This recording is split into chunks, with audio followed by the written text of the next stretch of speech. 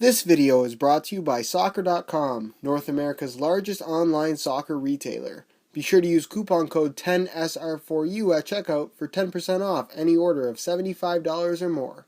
Hey guys, Josh from SoccerReviewsForYou.com with an unboxing plus on-feet video of the brand new Warrior Gambler S-Lite. So open up the box here to get a look at what is on the inside. They do include a boot bag with the shoes themselves. You can see it's a black boot bag with the Warrior Gambler branding there on the front. Nothing too fancy, but it's always nice to get some extras with your shoes. So I'll get the shoes out of the box, get this box out of the way. And if you guys could take a quick second to leave a like on the video, it would be greatly appreciated. So here is a look at the brand new Warrior Gambler S-Lite, and I'm sure everybody here has their opinion on this shoe and just Warrior as a brand in general. Warrior, for those of you guys that don't know, is fairly new to the soccer world. This is their second ever boot. They started in the soccer kind of world last year when they took over as the main kit supplier for Liverpool Football Club. Which obviously was kind of a big deal since Adidas was the company that they were replacing. They've released their original boot, which was called the Warrior Screamer, and now we have the Warrior Gambler, again with a very interesting style about it. I know it's not for everybody, and I personally wasn't a huge fan of it when I originally saw it unveiled, but after holding the shoe in my hand and just seeing it in person, I have to say that it's not that bad looking. Leave your opinions down below in the comments. What do you think of Warrior as a brand? How do you think they've done so far, and what are your thoughts on the brand new Warrior Gambler boot? Because to me, this is a shoe that I felt was necessary for Warrior to come out with. This is a style of shoe that I think is kind of disappearing on the market, and I'm really glad that Warrior has kind of stepped in and kind of taken that part of the market, because to me the first thing that I thought of when I first saw the shoe in person is the Nike T90 Laser series, which is obviously a series of shoes that Nike has recently discontinued and replaced with the Hypervenom model. A lot of the online photos or the press release photos for the shoe really didn't show the instep of the boot, and you can see it does have a fairly large striking element in the forefoot and midfoot area of the inside of the shoe. And to me, like I said, it reminded me very much of the Nike T90 Laser. The Laser 4 is one of my personal favorite shoes to use right now, and I'm really excited to give these guys a try because of the striking element and just because of the overall shape and fit of the shoe itself. Now, as far as the technical specifications go, this is the S-Lite model, so it is full synthetic. It's made from a microfiber synthetic material. It doesn't have too much in the way of padding, but there is a decent thickness to it. It doesn't feel low quality by any means. It's actually pretty decent for a brand new synthetic material developed by Warrior, and for the most part, it should offer a pretty decent touch on the ball. You do have this little bit of texturing here with this kind of punched in pattern here on the outside of the shoe. It makes for a slightly more rigid feel on the upper with that little bit of checkerboard finish there for that added texture. May add a little bit of extra grip on the ball, but other than that, I can't see it changing up the overall feel all that much. So the black part is what the synthetic is going to be. That includes the entire tongue. Right at this seam here, goes all the way around the forefoot toe box area and then cuts off at this point right there, with the majority of the upper, as you can see, being covered with the two-part striking element on the shoe itself. This first striking element here with these little lines make up what is called the high roller rotator element, and obviously it is made from rubber. It does have that checkerboard pattern on there, and it should do its part to add that little bit of extra grip on the ball, whereas on the instep here, this little kind of triangle shape is called the ace pad, which is obviously a control / passing element on the boot. Of course, it will have an impact when you're striking the ball as well, depending on what part of the foot that you use. You've got that little ace of spades kind of logo there with the skull right there, and then there's also a little skull detail here in the striking element itself, made out of a green rubber, which kind of makes up the background of the element, which I thought was a pretty cool little detail. Again, you've got these little lines with that checkered pattern on there. It's all rubberized, has a decent grippy feel to it. So again, I'm just very curious to see how it's going to perform and how it's going to feel on the ball. You got your Warrior Gambler branding right there. And then, of course, probably the most distinctive feature of the shoe is the colorway. The S-Lite model, as you can see, features this checkerboard pattern. It's a neon yellow with black, and it's made out of actually a mesh material. It's kind of woven, and it's a similar concept to the protective mesh found on the Nitrocharge 1.0 in that it has a decent thickness to it, as you guys can see right there down the side. It's going to provide that nice flexibility to the upper, but still is going to have some nice impact protection should you get stepped on, which is something that I think is a good idea and definitely an interesting way of implementing kind of mesh on a soccer shoe in the form of protection. Obviously on the Nitrocharge 1.0 it's made from plastic, where this is more of a woven material that I think looks really good in person and actually feels pretty good and is just nice and flexible. You do have this kind of welded on or fused on support frame on the outside of the shoe itself.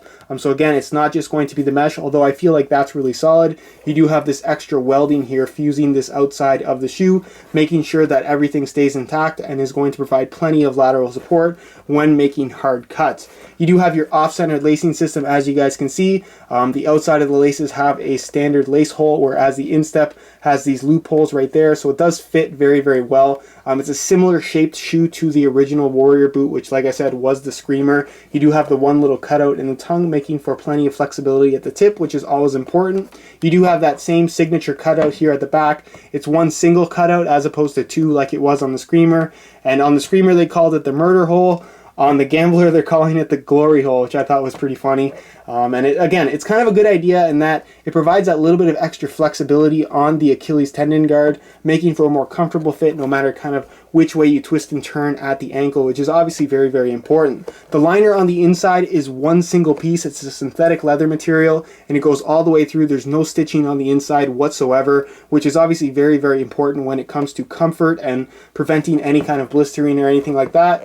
I'll remove the insole really, really quickly so you guys can get a look at that. And again, it's pretty much the same insole you found on the Warrior Screamer. Very, very padded, similar to what you're going to find from Under Armour with their Micro G insoles.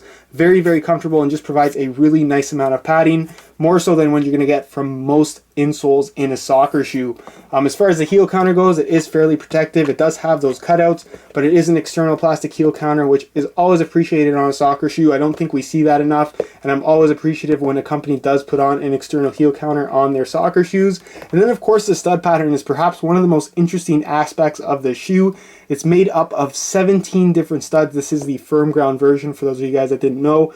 You got your 4 studs here in the heel, with 2 of the studs being very, very long, and then 2 little kind of small studs here right closer to the back of the heel. And then, of course, you got the other 13 studs making up the forefoot area of the shoe. To me, when I look at this very, very closely, it reminds me very much of some of the older Mercurial stud patterns, with this stud here, the stud at the toe, these studs right here. They're very similar to what we used to see from the Mercurial stud pattern. And then, of course, you have all these random ones in the middle. It's a bladed stud pattern. The studs themselves aren't overly long, as you can see, and I think they're actually going to perform very, very well on firm natural grass playing surfaces. But should it be a little bit muddy, I could see this stud pattern really holding a lot of dirt on the bottom and making the studs more or less useless. So again, only time will tell. I really have to wear it before I judge the overall performance. But for the most part, this looks very positive to me and is definitely one of the most unique aspects of the shoe itself. For those of you wondering, there is a little bit of a cutout in the upper, leaving some of that mesh material exposed. Yes, it will get dirty. Will it affect the durability of the boot? No, but it's just there, so keep that in mind. So that's pretty much it as far as the shoe itself goes and all the technical specifications. And I move on to a quick weigh-in so you can see how lightweight these guys are. While it doesn't look like it, the Warrior Gambler is actually pretty lightweight. When you consider the materials used, there's really not much on this shoe that's going to weigh it down. So I'm going to weigh this pair for you today in real time. Keep in mind this is a brand new pair in a size 9 US. We're going to throw it on the scale, and you can see that they weigh in at 7.65 ounces. So they're under the 8 ounce mark, closer to 7.5 ounces, which I think is pretty lightweight and is definitely not something that's going to weigh you down. If compared to something like the Nike T90 Laser 4, a shoe that weighed in closer to 10 ounces, this is actually very lightweight and still going to provide that nice solid feel for you, which is obviously very important in this style of soccer shoe. And of course, you have to keep in mind that it is fairly protective as well, with that kind of protective mesh thing going across the side of the shoe. So that's pretty much it as far as the weigh-in portion of this video goes. And I move on to a quick on feet so I can get a better idea as to how these shoes fit and what the sizing is like. Alright, here's a look at the Warrior Gambler S-Lites on feet, and they actually fit pretty good. They're very, very cushioned due to those insoles that I'm personally a really big fan of. The synthetic itself is relatively flexible from right out of the box, although some break-in time is required just until it's going to feel a little bit softer and more flexible on your feet. But for the most part, they're pretty much ready to go from right out of the box. The overall shape and fit of the shoe is very similar to the Warrior Screamer, which, like I mentioned earlier, is the original Warrior shoe. It has plenty of width in the midfoot and heel, whereas the forefoot and toe box area is definitely cut a little bit more narrow. So if you do require a wider toe box area, then this is probably something to stay away from, at least the synthetic model, because it isn't going to stretch all that much at all. But for the most part, this is definitely suitable for most foot types, especially if you do have a wider midfoot. As far as sizing goes, I'm wearing my usual size 9 US here, and the fit and the length is pretty much perfect. Again, they do have that tighter toe box, so if you do have the opportunity to try them on, by all means do so. You can stay true to size for a tighter fit, but if you want something with a little bit more room, you definitely can go a half size up. So that's pretty much it as far as the on-feet portion of this video goes, and I'll leave you to my final thoughts. Alright guys, that's it for my unboxing of the Warrior Gambler S-Lite. I can't wait to try these out. There's several new elements on this shoe that I'm personally very curious about. One being the stud pattern and two being the striking element itself. Like I said, it reminds me very much of the Nike T90 Laser 4, which is a shoe that I was personally a big fan of. So overall, I just can't wait to wear these guys and see how they actually perform. In the meantime, while you guys wait for the review that should be up in about a month or so, you can go ahead and check out the review page on my website, linked down below in the description. You will find the high quality images of this particular shoe, just to give you a better idea as how it actually does look in person, as well as buy it now links with the best prices online, including exclusive SR4U coupon codes to get yourself some additional discounts if you are interested in ordering a pair of these for yourself. If you guys have any questions or concerns about this shoe, feel free to leave a comment down below. And if you did enjoy today's video, be sure to support it with a like. Subscribe if you haven't already for daily videos on all the latest soccer gear. You can find all of my social media information linked down below in the description. And other than that, guys, hope you enjoyed today's video. And as always, thanks for watching.